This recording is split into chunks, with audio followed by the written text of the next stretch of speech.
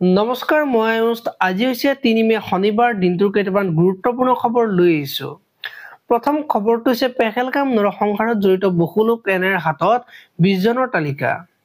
ভূস্বৰ্গ কাশ্মীৰত নৰসংহাৰ বিগত মঙলবাৰে চকুৰ পলকতে মৃত্যুৰ উপত্যকালৈ পৰিণত হ'ল কাশ্মীৰ।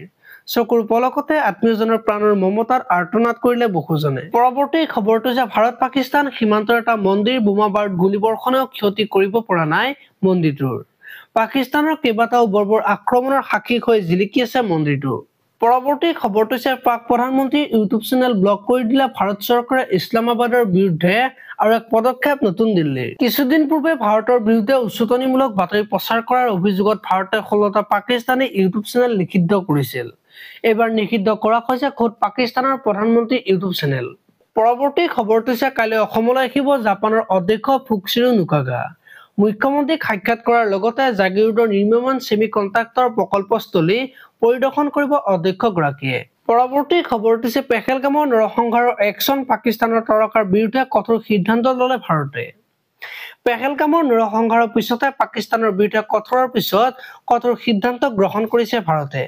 ইতিমধ্যে ভাৰতৰ তিনিওটা সেনাই প্ৰস্তুতি আৰম্ভ কৰিছে। আনফালে পাকিস্তানৰ বিৰুদ্ধে বৰ্তমানৰ তাৰকা ক্ৰিকেটাৰসকলৰ বিৰুদ্ধে ভাৰতে ডাঙৰ সিদ্ধান্ত লৈছে। পৰৱৰ্তী খবৰটো হৈছে অখিল গগৈৰ বিৰুদ্ধে আক্ৰমণাত্মক ভূপেন বৰা সপোন দেখাটো ভাল, সপোন দেখিব লাগে।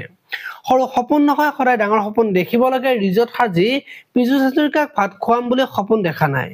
শিৱসাগৰ সমষ্টিৰ সকলো পঞ্চায়ততে ৰাইজৰ দলৰ প্ৰাৰ্থী হাৰিব। পৰৱৰ্তী খবৰটো হৈছে 10 বছৰৰ পাছত শুৱালকুছি, হাজো, শিঙিমাৰী, দদৰাৰ মাটি দাম গুৱাহাটীৰ মাটিতকৈ 4 গুণ বৃদ্ধি পাব। এই কথা মন্তব্য কৰিলে মুখ্যমন্ত্ৰী হিমন্ত বিশ্ব শৰ্মাই। পৰৱৰ্তী খবৰটো হৈছে আজিৰ পৰা মুকলি হ'ল কেদাৰনাথ ধাম। অসমীয়া জাপিৰে সজোৱা হ'ল কেদাৰনাথ মন্দিৰৰ মূল প্ৰৱেশদ্বাৰ। পৰৱৰ্তী খবৰটো হৈছে শোকাবহ মৃত্যুক সাৱটিলে নিৰ্বাচনী কৰ্তব্যত নিয়োজিত কৰ্মচাৰীয়ে।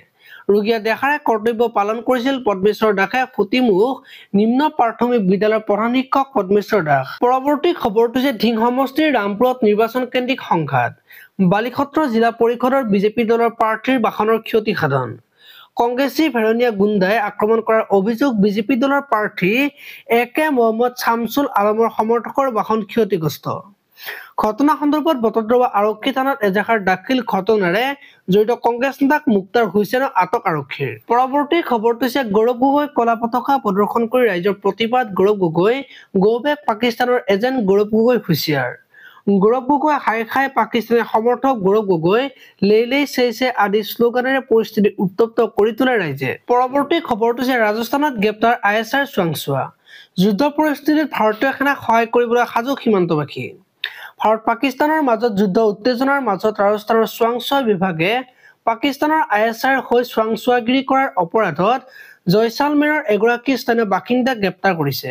পৰৱৰ্তী খবৰটো হৈছে পেহেলগাম আক্ৰমণৰ সৈতে জড়িত স্থানীয় লোক 20 জনে এখন তালিকা প্ৰস্তুত নিয়াৰ।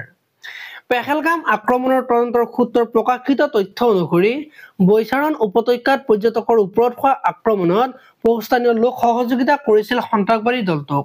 পৰৱৰ্তী খবৰটো হৈছে ভোটগ্ৰহণৰ মাজতে ঢকুৱাখানাৰ ভোটকেন্দ্ৰত উত্তপ্ত পৰিস্থিতি। পশ্চিম ঢকুৱাখানা জিলা পৰিষদৰ 10 নং খজুৱামিলি প্ৰাথমিক বিদ্যালয়ৰ ভোটকেন্দ্ৰত নিয়োজিত পুলিং বিষয়াই বৃদ্ধ ভোটাৰৰ হৈ এটা বিশেষ দলৰ প্ৰাৰ্থীক ভোটদান কৰাৰ গুৰুতৰ অভিযোগ।